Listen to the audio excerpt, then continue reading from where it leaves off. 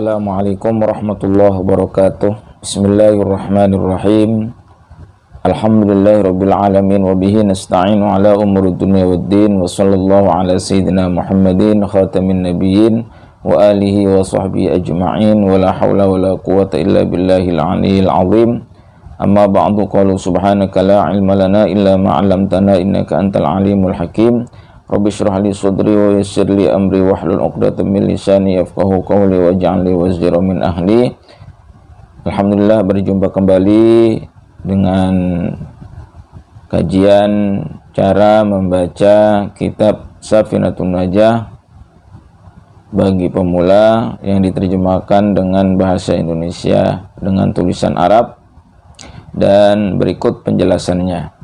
Bagi yang belum bergabung, memberikan dukungan, silakan like, subscribe, dan komen, serta jika video ini bermanfaat silakan di-share sebanyak mungkin. Terima kasih kepada yang sudah menyimak video ini mulai dari awal sampai dengan pertemuan yang ke-15. Mudah-mudahan menjadi ilmu yang bermanfaat buat kita semuanya. Ala hadhihi niyyah wa likulli niyatin shalihah wa ila hadratin nabiyil mustafa Muhammadin sallallahu alaihi wasallam wa ala alihi wa sahbihi wa alihi wa dzurriyyatihi wa ahli baitil kiram ajma'in, khususan ila ruhi Salim bin Sumar Hadrami wa ila ruhi Imam Nawawi bin Umar Al-Jawi syai'ulillahi wa lahum al-Fatihah. A'udzu billahi minasyaitonir rajim. Bismillahirrahmanirrahim. Alhamdulillahirabbil alamin arrahmanir rahim maliki yaumiddin. Iyyaka na'budu wa iyyaka nasta'in. Ihdinas siratal mustaqim. Siratal ladzina an'amta 'alaihim ghairil maghdubi 'alaihim waladdallin. Amin. Baik, para pemirsa, sahabat YouTube yang dirahmati Allah Subhanahu wa taala, seperti biasa kajian ini dibagi menjadi dua sesi. Sesi yang pertama adalah cara membaca kitab Safinatun Najah dengan terjemahan bahasa Indonesia ya bagi para pemula. Sesi yang kedua adalah penjelasan tentang yang ada di dalam kitab Safinatun Najah ini yang dijelaskan di dalam kitab syarahnya, yaitu kitab Kasyifatus Sajah. Pertemuan yang ke-16 ini insyaallah akan membahas tentang hal-hal yang diharamkan bagi orang yang haid atau yang nifas ya. Qala al-musannif rahimahullahu taala wa daman naf'a bi ulumihi wa bi barakatihi fid daraini amin amin amin ya rabbal alamin.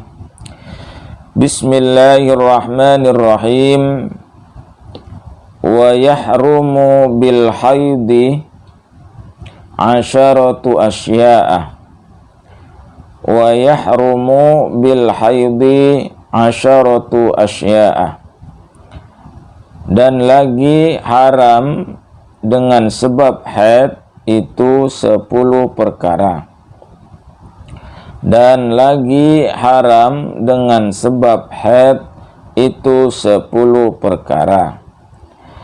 As-salatu, pertama sembahyang. As-salatu, pertama sembahyang. Wat-tawafu, wat-tawafu, dan kedua tawaf. Dan kedua tawaf. Wa massul mushafi, wa massul mushafi, dan ketiga menyentuh Quran.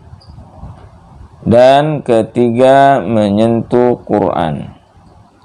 Wa hamluhu, wa hamluhu, dan keempat memikulnya. Dan keempat memikulnya.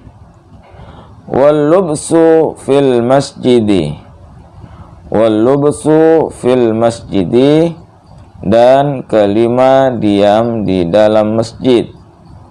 Dan kelima diam di dalam masjid.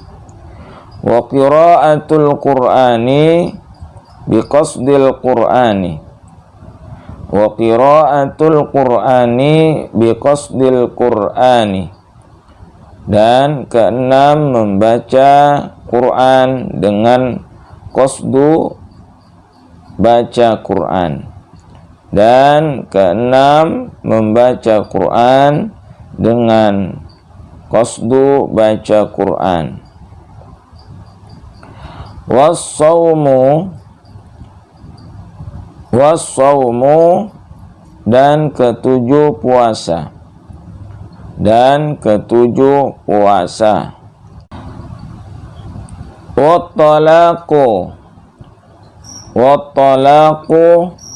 dan kedelapan ceraikan bini.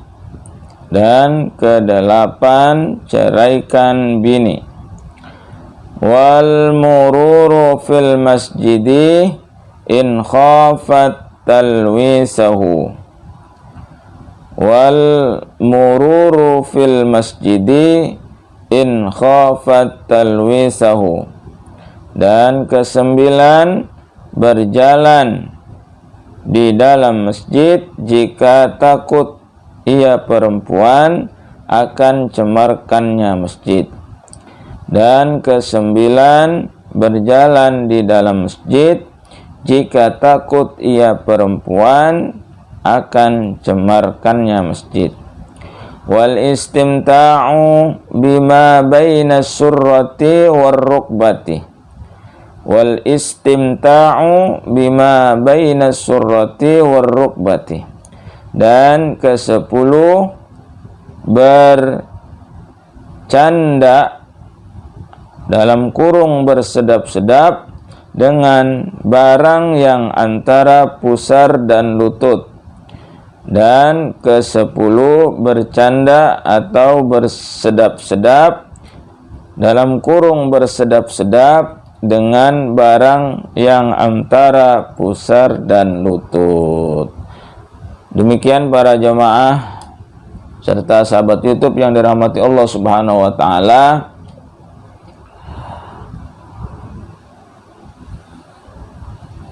Telah kita baca yaitu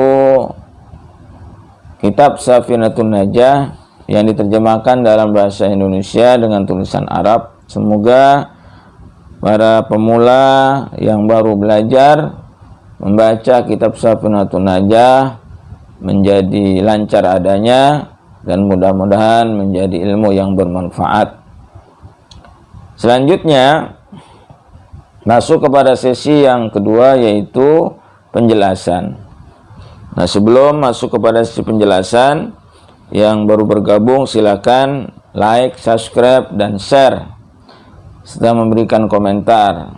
Ya, semoga ini menjadi amal kebaikan kita semuanya yang menyebarkan ilmu. Mudah-mudahan Allah balas dengan pahala yang sebanyak-banyaknya, dengan balasan yang berlipat ganda. Amin amin ya rabbal alamin.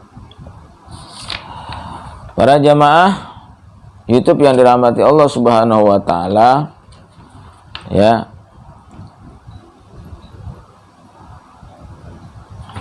kita akan masuk kepada penjelasan tentang apa yang kita baca tadi.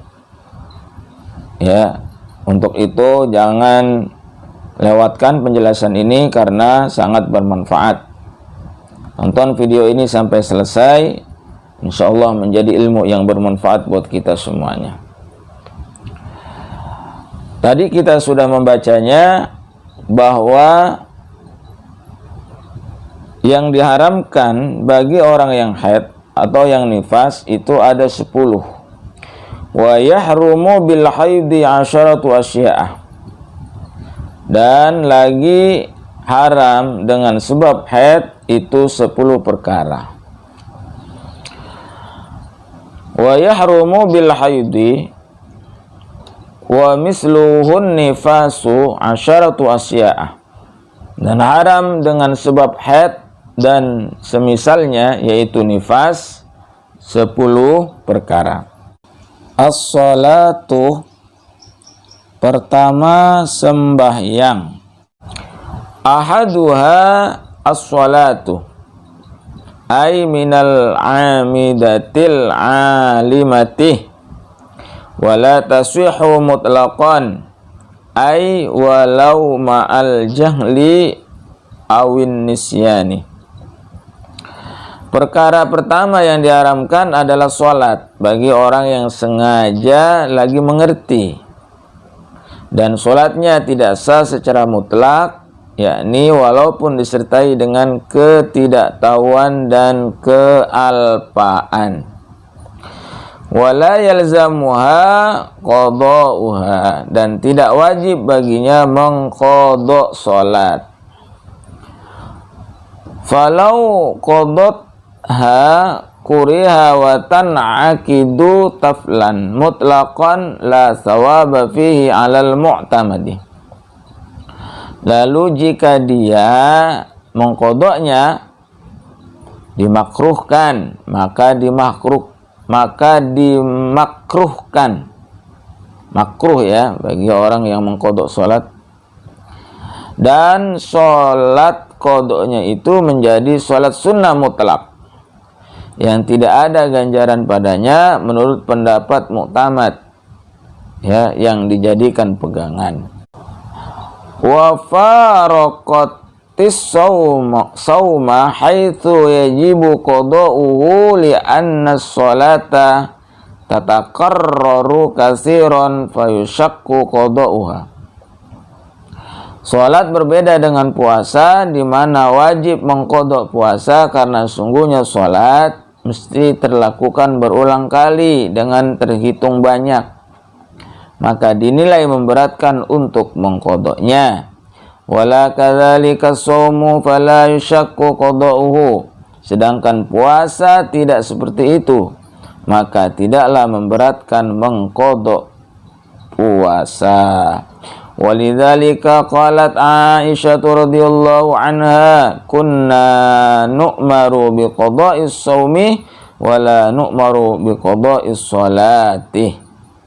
Dan karena itulah telah berkata Sayyidatina Aisyah radhiyallahu anha, kami para wanita diperintahkan untuk mengqadha puasa dan kami tidak diperintahkan untuk mengqadha salat.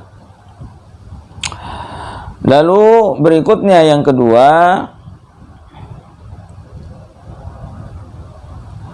wat tawafu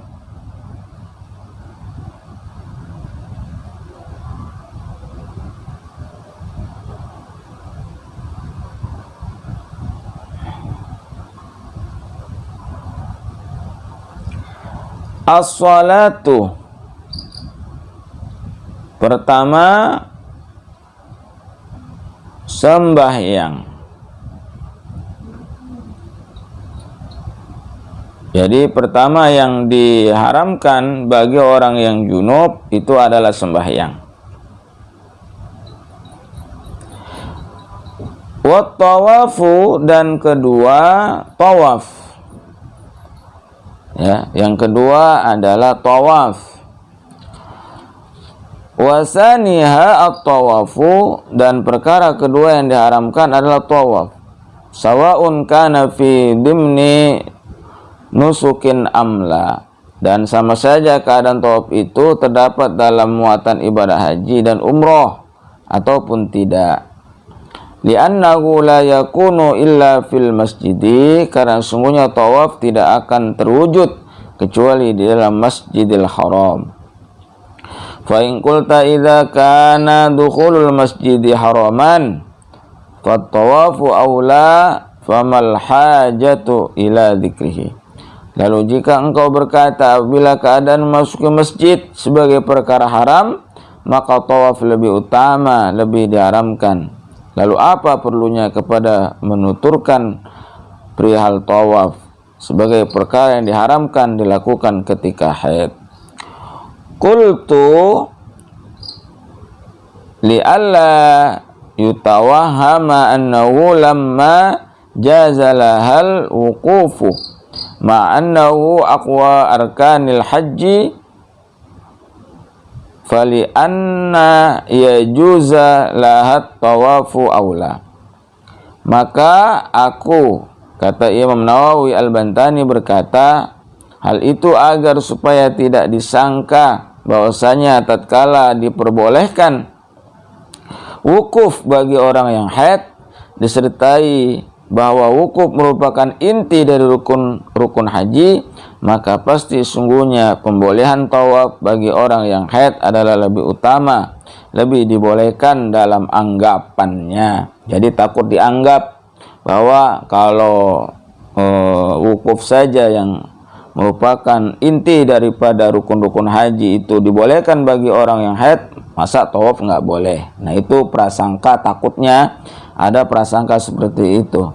Ya, bagi orang yang haid tetap haram baginya yaitu tawaf di Baitullah.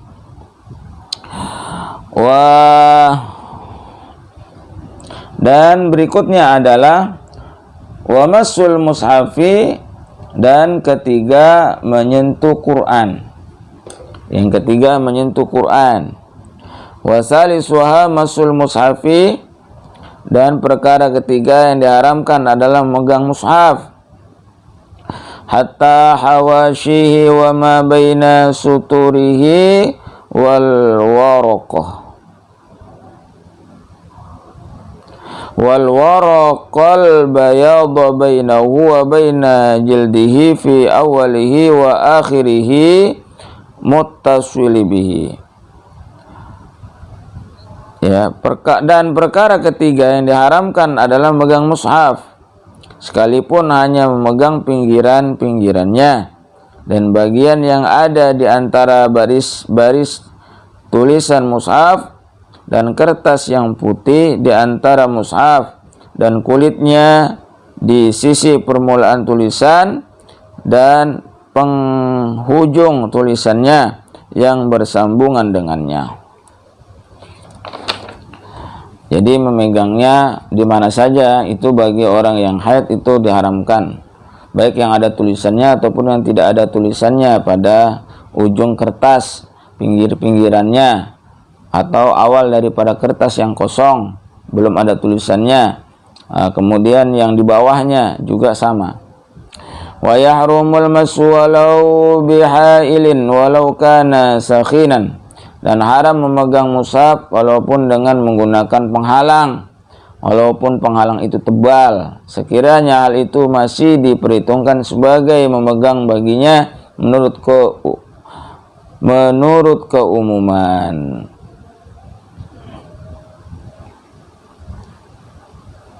Ya, wa yahrumul masu walau bihailin walau kana sakhinan, dan haram memegang mushaf walaupun dengan menggunakan penghalang, walaupun penghalang itu tebal.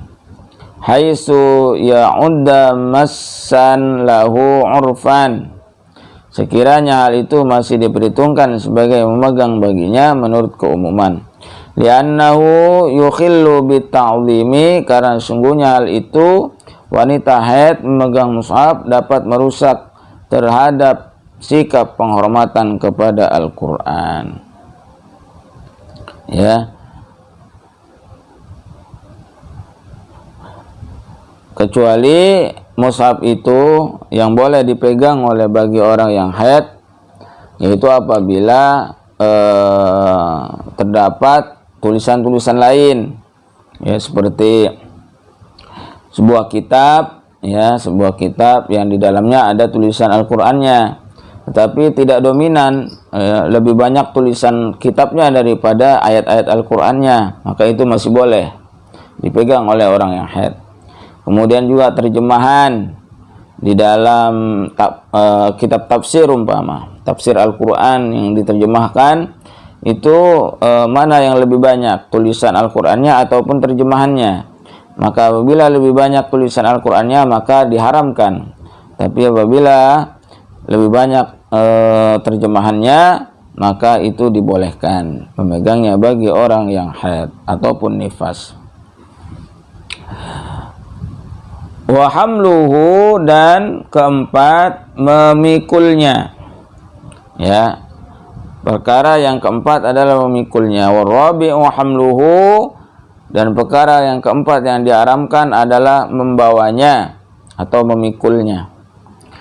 walau wada'a yadahu 'alal qur'anin wa tafsirin fahuwa kal hamli fit tafsili baina kauni tafsiri alladhi tahta yadihi aktsaru aula.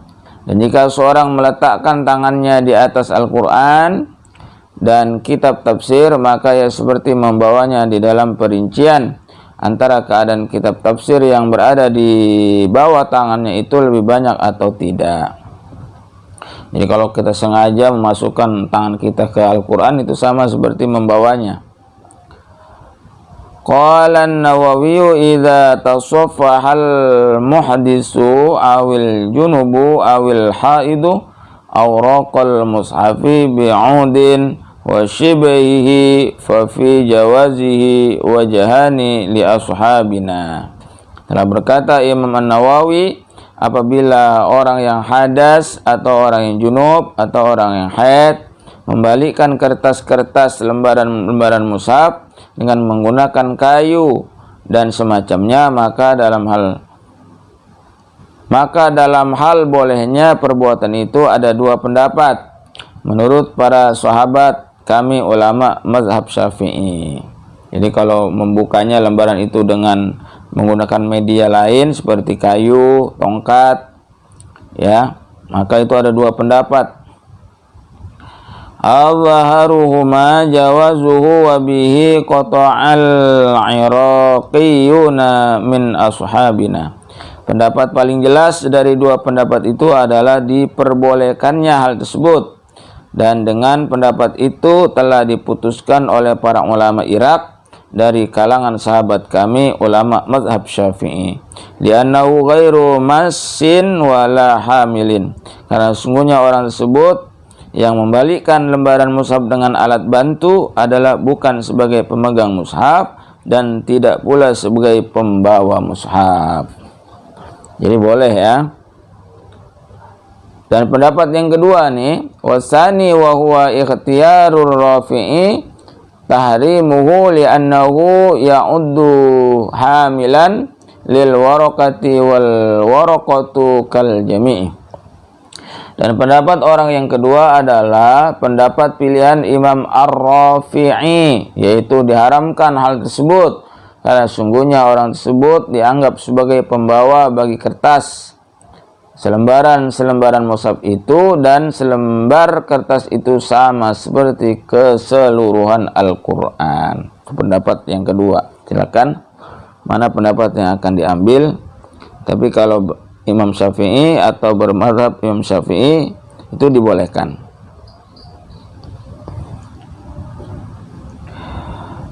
Wal lubsu fil masjidi, dan kelima diam di dalam masjid. Dan yang kelima diam di dalam masjid. Wa khamisuha al-lubsu ayil iqamatu fil masjidi wa misluhu taraddudu.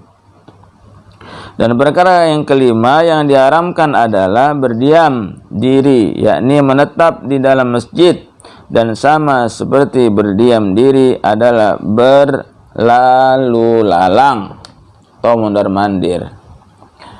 Liqaulihi sallallahu alaihi wasallam, la uhillul masjida li haidin wala li junubin.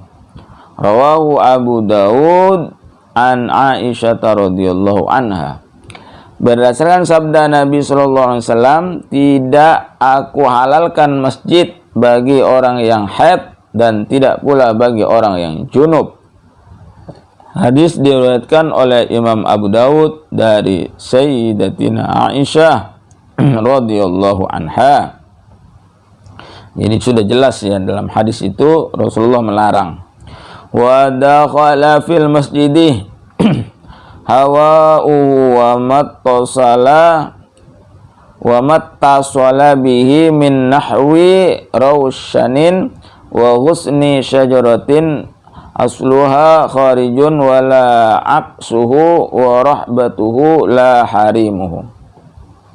Dan termasuk dalam bagian masjid, angkasa masjid atau atapnya masjid, dan sesuatu yang tersambung dengan masjid berupa seumpama jendela di atap, ya, dan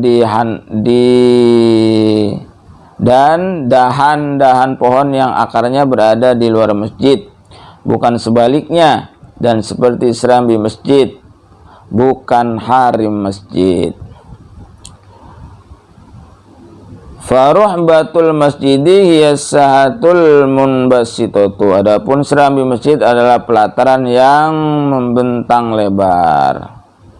Wal harimu ma haulahu minal mirfaqi bi kasril mimi wa fathil fa'i la ghairu aikal matbakhi wa nahwihi.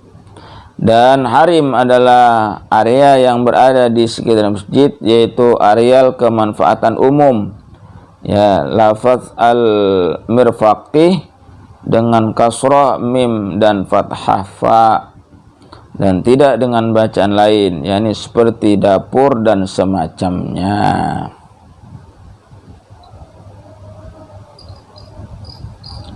Faidatun, terdapat suatu faidah, la ba'sa bin naumi fil masjidi li ghairil junubi walau li ghairi a'zaba wa huwa man lam yakun indahu ahlun. Tidak apa-apa melakukan tidur di dalam masjid bagi orang yang tidak junub, walaupun bagi orang yang bukan membujang, yaitu orang yang tidak ada keluarga di sisinya. Faqad sabata anna ashabas suffati wa hum zuhadun minas sahabati fuqara'un ghuraba'u kanu yanamuna fihi fi zamanihi sallallahu alaihi wasallam.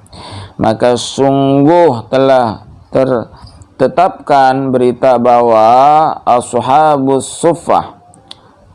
Siapa ashabus suffah itu? Yaitu orang-orang yang zuhud dari kalangan sahabat. Ya, Nabi SAW yang fakir-fakir, ya, perantau, adalah mereka semua tidur di dalam masjid pada zaman Nabi. Naam yahrumun naumu fihi idza dayyaqa 'alal musallina wa yajibu hina idzin tambihuhu. Ya, diharamkan tidur di dalam masjid apabila ia membuat sempit atas orang-orang yang sholat, dan wajib di saat seperti itu untuk membangunkannya. Ya, jadi kalau dia membuat sempit itu jadi tidak boleh, ya, diharamkan. Hingga wajib bagi orang untuk membangunkan orang yang tidur itu. Wa yahrumur raqsu fihi walau li ghairi syabbatin. Dan diharamkan menari, berjoget di dalam masjid walaupun bagi selain wanita muda. Berjoget, ya, diharamkan tuh. Wa yarumun nattu fihi walau bidzikri lima fihi min taqti'i husurihi wa idza'i ghairihi.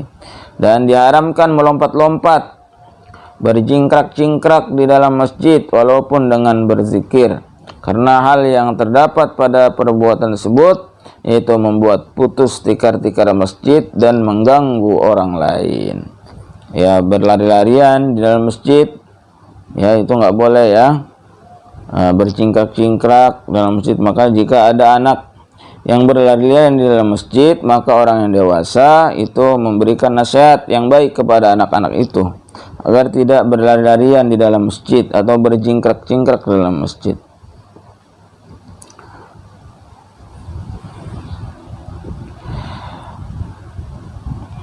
Wa qiraatul Qur'ani, dan keenam membaca Quran.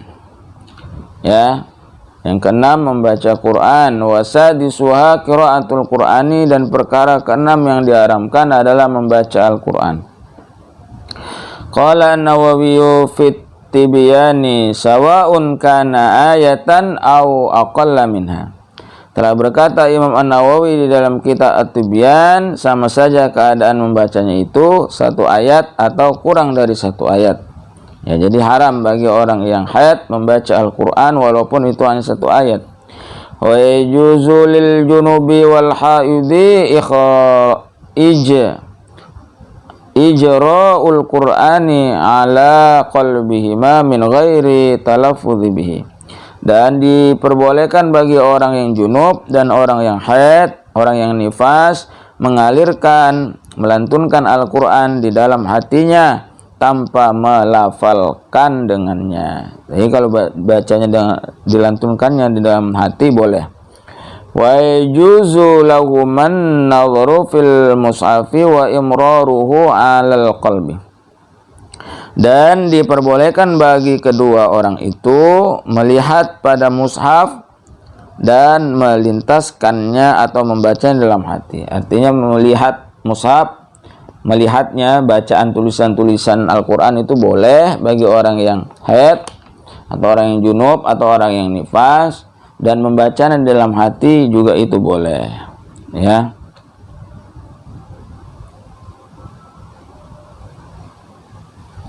Selanjutnya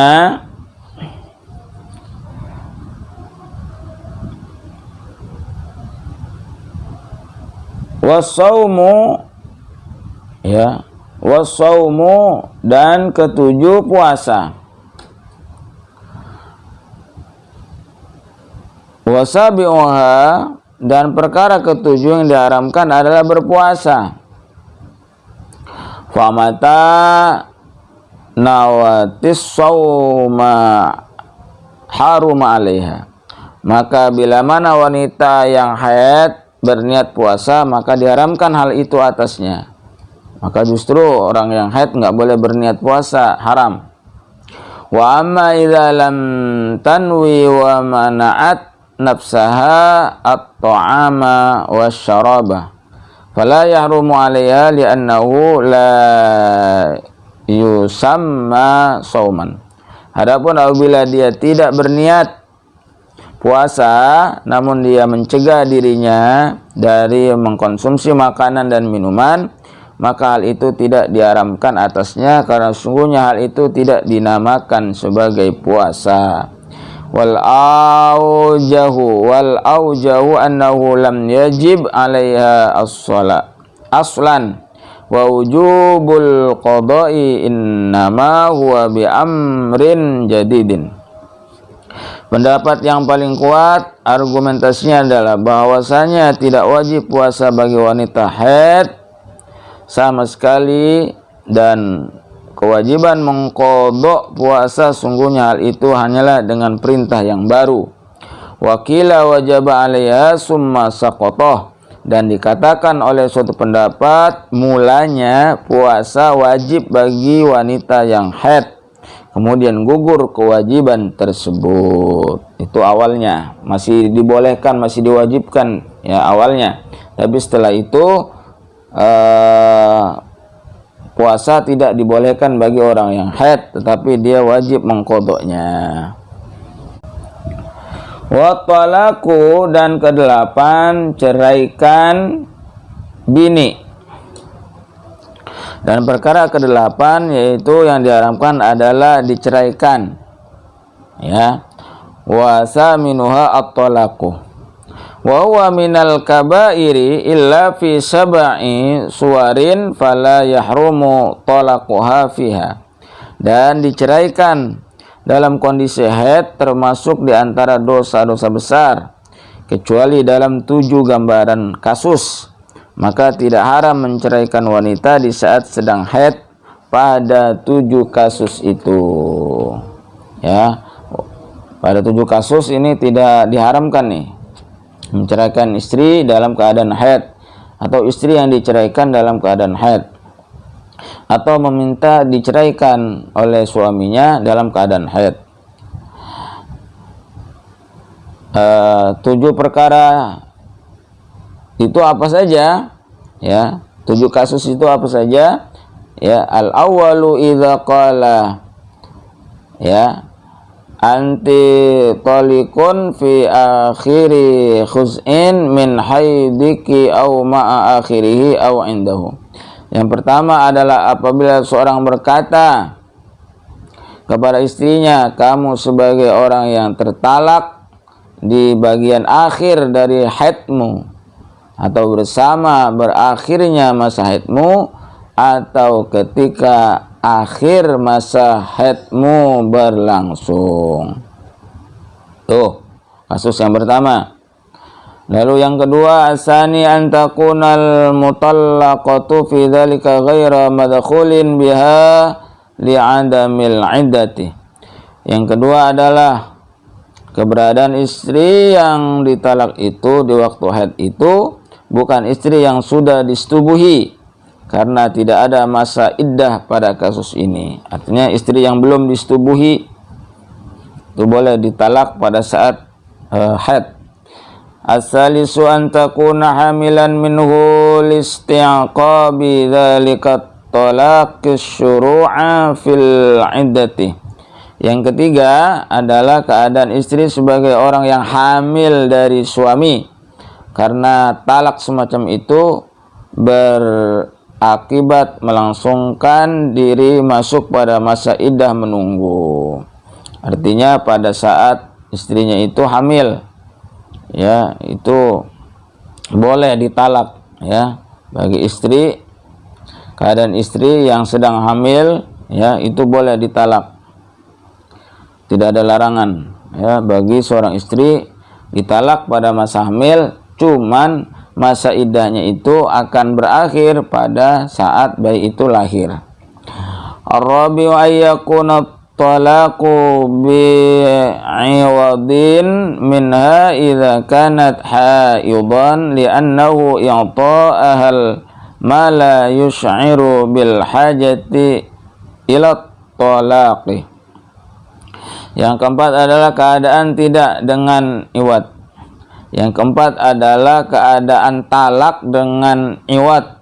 Iwad itu apa? Memberi penggantian, uang pengganti, ya, kepada suami, ya, iwad dari istri, ya. Apabila keadaan istri sebagai orang yang sedang haid, karena sungguhnya pemberian harta oleh istri menandakan kepada perlunya si istri yang haid itu kepada perceraian, ya. Wal khamisu ayyakuna talaqu fi ila'in bi mutalabatiha at-talaqa fi halil haid.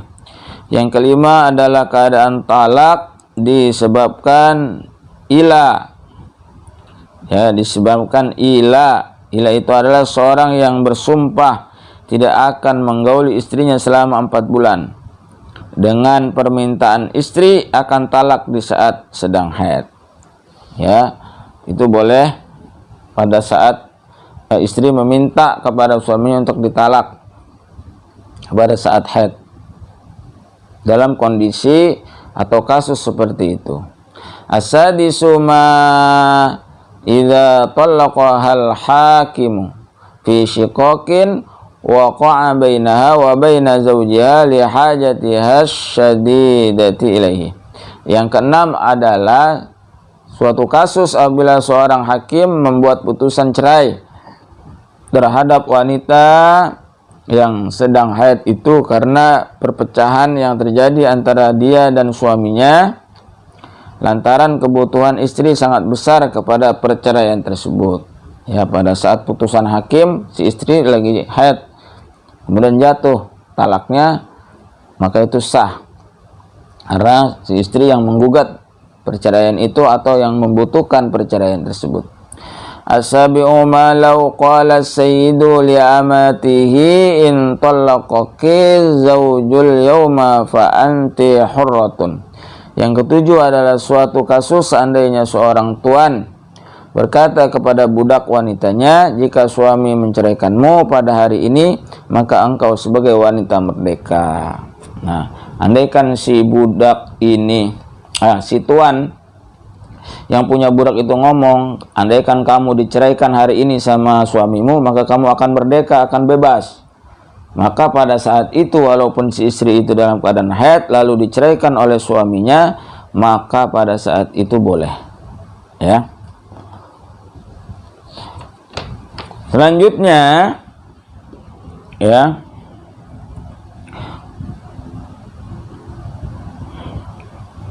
Wal mururu fil masjidi in khafat talwisahu, dan kesembilan, berjalan di dalam masjid jika takut ia perempuan akan cemarkan masjid, ya.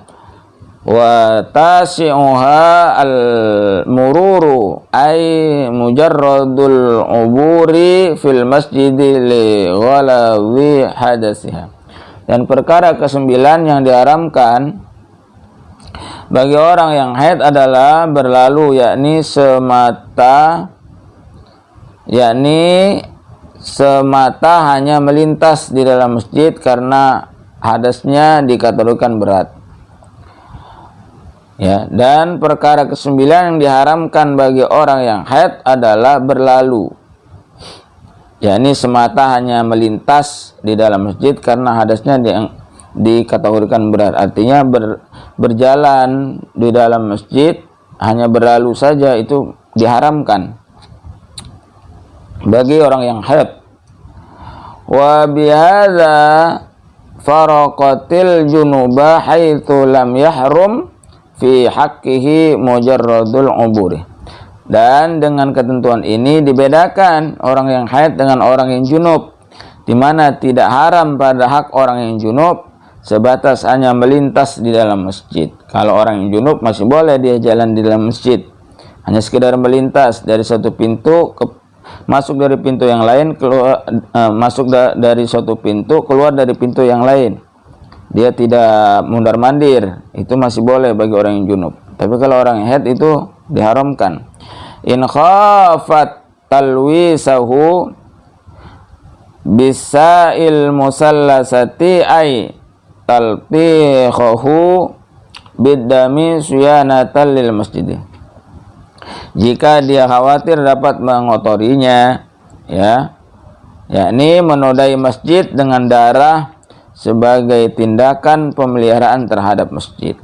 Fa in aminathu kana lahal uburu lakin ma'al karahati indan tifai hajati uburiha.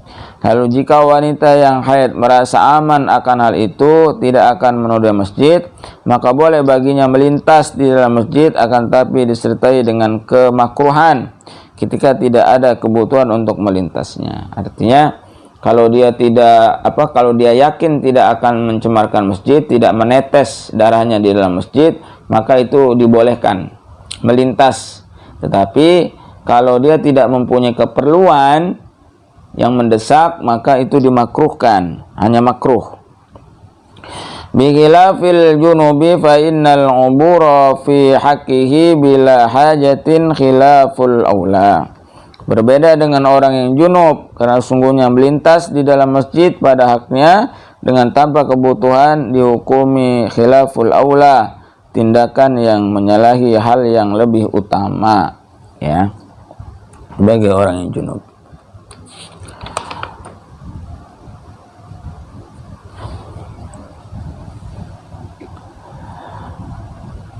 Selanjutnya adalah wal istimta'u bima baina surati war rukbati.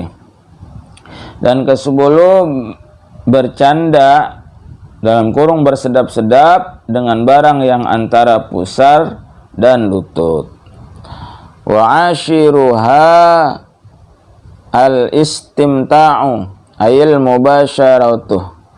Dan perkara ke-10 yang diharamkan bagi orang yang haid adalah bersenang-senang, yakni bermesraan. Sawaun kana bisyahwatin amla, sama saja keadaannya dengan syahwat ataupun tidak. Bima baina surati wa rukbati biwat'in, pada anggota tubuh antara pusar dan lutut dengan suatu persetubuhan. Sawaun kanat bihailin amla wa bighairihi haitsu la hailah, sama saja keadaan persetubuhan itu dengan penghalang ataupun tidak, dan dengan selain persetubuhan sekiranya tidak ada penghalang. Walhasilu anna bidanal mar'ati halal haidi bin nisbati ilal istimta'i wal mubasyarati ala qismaini. Kesimpulannya adalah bahwa tubuh wanita di saat haid dihubungkan kepada bersenang-senang dan bermesraan terdiri dari atas dua bagian. Ahaduhuma ma baina surrati warrukbati fayahrumu 'ala ar-rajulil mubasyaratu fihi mutlaqan. Yang pertama dari dua bagian itu adalah anggota tubuh yang berada di antara pusat atau pusar dan lutut, maka diharamkan bagi lelaki bermesraan pada anggota tubuh tersebut secara mutlak. Sawa'an kanat bi wat'in aw bilamsin idza kanat tahta thiyabi. Sama saja keadaan bermesraan itu dengan persetubuhan atau dengan memegang apabila keadaan bermesraan itu di bawah pakaian. Bikhilafil istimta'i bi ghairi ma kanzarin bi syahwatin fa innahu la yahrum. Berbeda dengan bersenang-senang dengan selain dua cara tadi, seperti memandang dengan syahwat, maka hal itu tidak diharamkan. Wa ammal mubasyaratu fawqahuma in kanat biwat'in fayahrumu aidan. Adapun bermesraan dengan bagian tubuh yang berada di atas pusar dan lutut, jika keadaan bermesraan itu berlanjut dengan persetubuhan, maka hal itu diharamkan juga. Wa ma ghairuhu fala, adapun jika tanpa berlanjut dengan persetubuhan, maka tidak diharamkan. Wasanihima ma ada ma baina surati warukbati fala yahrumu mutlaqan. Dan yang kedua dari dua bagian itu adalah anggota tubuh selain anggota tubuh yang berada di antara pusar dan lutut, maka hal itu bermesraan pada anggota tubuh tersebut tidak diharamkan secara mutlak. Diharamkannya nanti ada syaratnya, tapi tidak diharamkan secara mutlak. Wa yahrumu 'alal mar'ati hiya haidun ain tubashira rajula bima baina suratiha wa rukbatiha fi ay juz'in min badanihi. Dan diharamkan bagi wanita saat dia sedang haid bermesraan dengan lelaki atau suaminya dengan bagian tubuh yang berada di antara pusar istri dan lutut istri pada bagian mana saja dari tubuh suami. Artinya memegang kemaluan istri lah, kasarnya begitu. Bersenang-senang dengan kemaluan istri pada saat haid itu diharamkan. Walaupun suaminya itu memegangnya dengan bagian yang mana saja, dengan tubuh yang mana saja, ya itu nggak boleh. Memegangnya dengan tangan, dengan anggota tubuh yang lain, ya itu nggak boleh pada saat istrinya sedang haid. Walau ghaira ma baina surati wa rukbati, walaupun pada selain anggota tubuh yang berada di antara pusar suami dan lutut suami. Nah itu. Ya, jadi walaupun tidak menggunakan kelamin suami, andaikan istrinya haid, kemudian kelaminnya itu dipegang, itu nggak boleh ya. Nggak boleh. Wa mimma yahrumu 'alal haidhi taharatu lil hadasi bi qasdi ta'abbudi ma ilmiha bil hurmati litala'ubiha. Dan di antara hal-hal yang diharamkan bagi wanita yang haid adalah bersuci untuk haid dengan tujuan beribadah, disertai dengan dia mengetahui diharamkan hal itu karena peremehan wanita itu dengan hukum tersebut. Artinya dia sengaja mandi hadas besar padahal dia sendiri masih haid, itu haram. Ya haram baginya. Kalau belum suci mandi hadas besar diharamkan, nggak boleh. Fa in kana al maqsudun nadhafata ka aghsalil haji lam yumtana. Namun jika bertujuan membersihkan diri seperti mandi saat berhaji, maka hal itu tidak dilarang. Ya, pada saat mandi Mandinya mandi biasa itu boleh ya bagi orang yang haid. Yang penting dia tidak berniat bersesuci ya dari haid. Jika dia bersuci dari haid kemudian dia ingin melaksanakan suatu ibadah padahal dia belum suci, maka itu haram mandinya. Wala yahrumu 'alal haidi wan nufasa'i hudurul muhtadiri 'alal mu'tamadi. Dan tidak diharamkan bagi wanita haid dan wanita nifas menghadiri orang yang sedang sekarat atau menjelang kematian menurut pendapat mu'tamad yang dapat dijadikan pegangan. Jadi nggak haram tuh bagi orang yang junub, bagi orang yang haid, bagi orang yang nifas menghadiri orang yang dalam keadaan sekarat menjelang kematiannya. Umpama anak perempuan, orang tuanya, ayahnya atau ibunya mau meninggal, dia ada di sekitar situ, itu tidak diharamkan ya menurut pendapat yang mu'tamad nih. Khilafan lima fil ubbabi warraudi. Berbeda halnya dengan keterangan di dalam kitab Al-Ubbah, Al-Ubbab, Al-Ubbab dan Ar-Raudi yang tidak membolehkan ya, yang tidak membolehkan ya bagi perempuan yang haid atau nifas mendekati orang yang sedang sekarat. Dengan alasan apa? Wa 'allalahu bi tadarrurihi bi imtina'i malaikatir rahmati minal huduri indahu bisababiha. Dan pengarang kitab tersebut memberi alasannya dengan sebab hal itu akan merugikan orang yang sekarat lantaran dapat menghalangi malaikat rahmat untuk hadir di sisi orang yang sekarat dengan sebab adanya wanita itu yang haid atau nifas. Jadi itu alasannya kenapa tidak dibolehkan. Kadza dzakarahu Suwaifiyu naqlan 'anir Ramli. Demikian Syekh As-Suwaifi telah menuturkan hal itu dengan menukil dari Syekh Ar-Ramli. Demikian para jamaah serta sahabat YouTube yang dirahmati Allah Subhanahu wa taala, yang kita bahas, yang kita baca dalam pertemuan yang ke-16 ini mudah-mudahan menjadi ilmu yang bermanfaat buat kita semuanya. Jangan lupa tetap mendukung channel ini dengan memberikan like, subscribe, kemudian komen, serta share sebanyak mungkin kepada orang lain, sehingga kita termasuk adalah orang yang mengajak kepada kebaikan. Orang yang mengajak kepada kebaikan, maka dia akan mendapatkan pahala seperti halnya pahala orang yang mengerjakannya. Sebagaimana sabda baginda Rasulullah, man dalla ala khairin falahu mislu ajri fa'ilihi. Barang siapa yang mengajak kepada kebaikan, maka dia akan mendapatkan pahala seperti halnya pahala orang yang mengerjakannya, insyaallah. Terima kasih. Mohon maaf apabila ada khilafan dan kekurangan, kebodohan dan kedhaifan terdapat pada diri al-fakir. Kesempurnaan hanya milik Allah Subhanahu wa taala. Wallahu a'lamu bis-shawab. Ihdinas siratal mustaqim. Wallahul muwaffiq ila aqwamit thoriq. Wassalamualaikum warahmatullahi wabarakatuh.